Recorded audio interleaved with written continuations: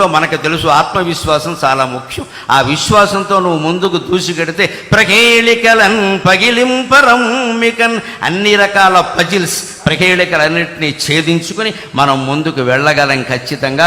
అటువంటి ధైర్యం రాష్ట్ర ప్రభుత్వాధినేతకి ఇప్పటికీ ఉంది. మనందరికీ కూడా అటువంటి ధైర్యం మనకు కలగాలి. ఆయన ధైర్యమే ఆయనకి శ్రీరామ రక్ష, ఆయన ధైర్యమే మనకి శ్రీరామ రక్ష.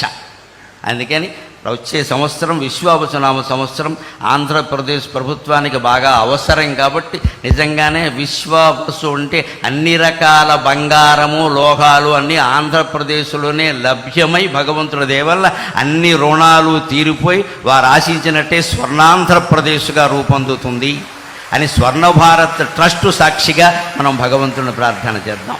స్వర్ణం ఉన్న చోట స్వర్ణమే ఉంటుంది. ఇది స్వర్ణాంధ్రప్రదేశ్ సాధించాలి అంటున్నది స్వర్ణ భారత్ ట్రస్ట్లో. నాకు నేను ఈ ట్రస్ట్ గురించి కూడా ఒక్క వార్త నిన్ననే పేపర్లో చూసి ట్రస్టు అధిపతులకు నేను నమస్కారం చేసుకున్నా.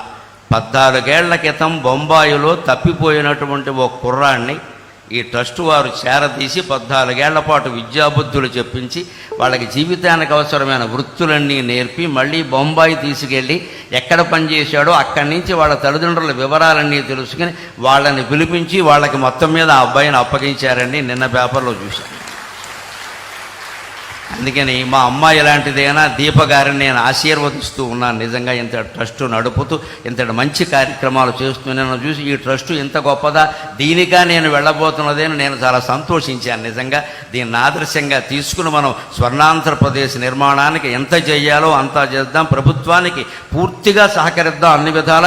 ముందు ఒక్క విజ్ఞప్తి, ప్రభుత్వానికి కట్టవలసిన పన్నులన్నీ రూపాయి ఎగ్గొట్టకుండా కట్టేద్దాం. అది చాలు, ఇంకేమవుతుంది.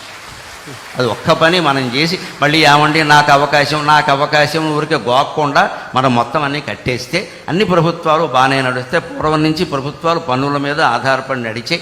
అందుకని అవన్నీ మనం సక్రమంగా ఏదీ లోటు చేయకుండా కట్టేస్తే అన్నీ బాగుంటాయి. అటువంటి చిత్తశుద్ధి నిజాయితీతో జీవించడానికి, సత్యానికి ధర్మానికి కట్టుబడి ఉండడానికి నా ఈ ప్రవచనం ఏమాత్రం ఉపయోగపడినా నేను ధన్యుణ్ణి. నాకు ఈ 4 మాటలు నేర్పిన మా అమ్మ ధన్యురాలు. స్వస్తి.